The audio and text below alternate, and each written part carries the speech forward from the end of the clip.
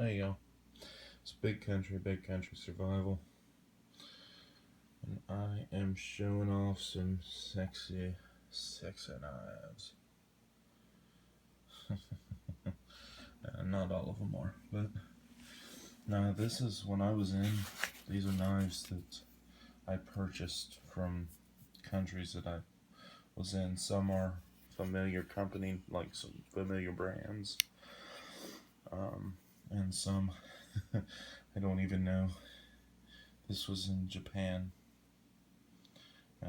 Just basically just a razor blade, just a razor.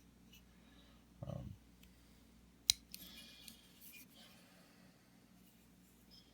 mean, it's not really made for any heavy use. It is just a shaving razor, but I thought it was pretty neat. If I ever get around to showing another get home bag that I've built, I've got another Japan knife that was a Swiss Army knife. Okay, so there's Japan right there. This cheapo monstrosity that actually has come in handy a few times.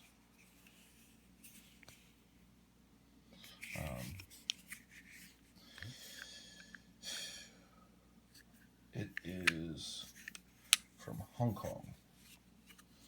You got different stuff in there. Not gonna pull it all out. Y'all have seen these things. But anyway, this was from Hong Kong.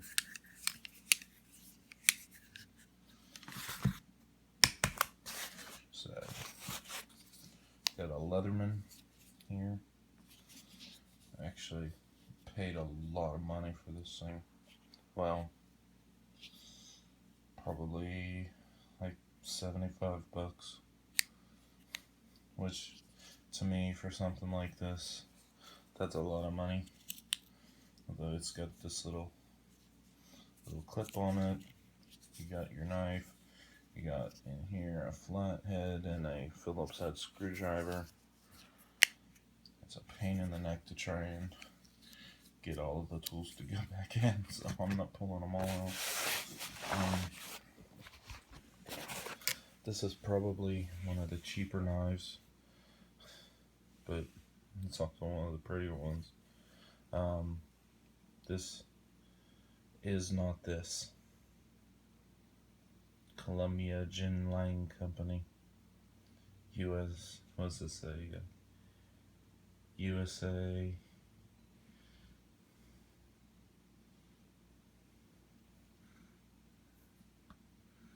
Yeah. This is from Thailand. This is a cheap, but it's freaking razor sharp. Man, was razor sharp. I mean, I literally shaved my face with this thing when I first bought it. But that was the thing about a lot of the knives you get in Thailand. They would be razor freaking sharp. They might fall apart on you. Although this one actually feels like it's pretty well made. I haven't used it for any heavy duty use. Mainly because my whole goal in a lot of these, like these knives, is eventually to like build like a box with a map. And every country that I've been to, there's going to be that knife on top of that, country. I thought that would be cool at the time. And it still may come to pass. Let's see. Here's Guam. It's a Harley Davidson. Harley Davidson knife. It's a Benchmade, actually. It's a Benchmade knife made for Harley Davidson. It's a good knife, actually. Really smooth opening thing. I'm not so sure about this locking mechanism there. It's the only knife I've ever seen that really, the only knife I've ever owned that has that locking mechanism, but it's still pretty cool. Here's a gardening knife from the Philippines. There's nothing tactical fancy about it. It's just a gardening knife. Bought at a Philippine hardware store.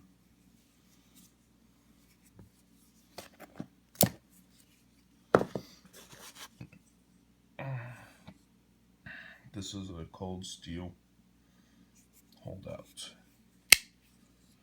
This is from Malaysia.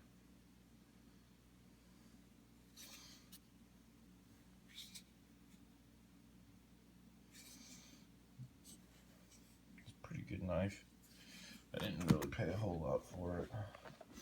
Now, I've also been to Singapore, but I don't have any knife from Singapore because I was having to go through metal detectors to get onto the Singaporean base, and we weren't allowed to have blades going out or in, so I never bought one. This is from Indonesia. Changing subject again. This is Indonesia. Just a Crispo multi-tool. Has all these little extra screwdriver bits for it. I thought that was pretty cool. And I've got other knives from these countries, but these are the ones that I kind of keep all together. I go through and I get sentimental and look at them. All of them are pretty decent, really, for what I ended up paying for them, except for the Leatherman. Leatherman I'm the least happy with because it was so stinking expensive. I don't like Leatherman, really. But here's the story. I was there in South Korea.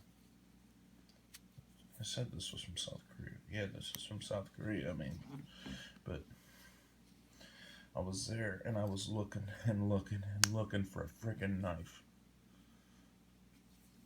And finally, I found a store that sold camping gear. I ended up buying this and a little cup, like a cup, like a titanium cook cup. I was using for my coffee cup on ship. But by the time I found it, I was like, okay, finally, I found a knife. I just wanted a knife, you know. But this is probably one of the neatest ones, I think. It's, like I said, it's just a shaving blade. It's got Japanese on it.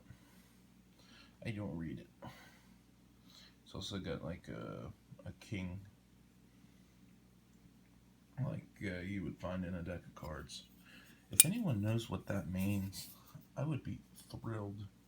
Like, if anyone can actually read katakana, or if this is hiragana, if anyone can actually read this, I would be ecstatic to know what it means. So y'all could just pause it right there.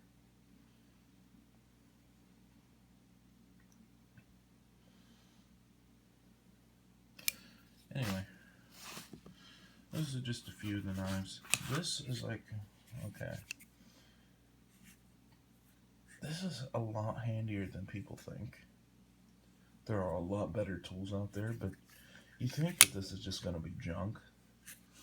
And I definitely wouldn't want to try and build a house and hammer a bunch of nails with this hammer on here. There's a lot of things I wouldn't want to have to try and do with this. But this is a lot handier than people think. Just to have this crazy multi-tool.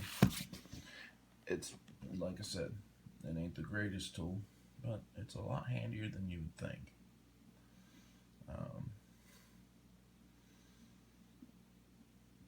Okay. I mean, I've used most of these. I would carry Most of these, at least for a time, I carried them on ship. Just, after I'd get them, I'd carry them for a little bit. As you can see, I carried this one a lot. Busted it up pretty good. But,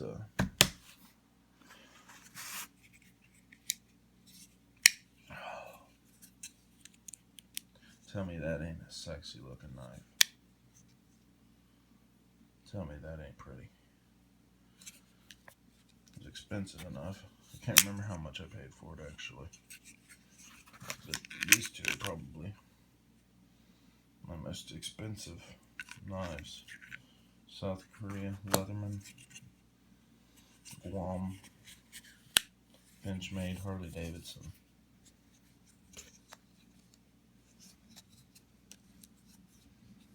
Yeah, at least they're the most expensive knives from this collection. I'm a knife guy, and I always have been. I like my knives. I was the guy that, I still carry like 3 knives on me, but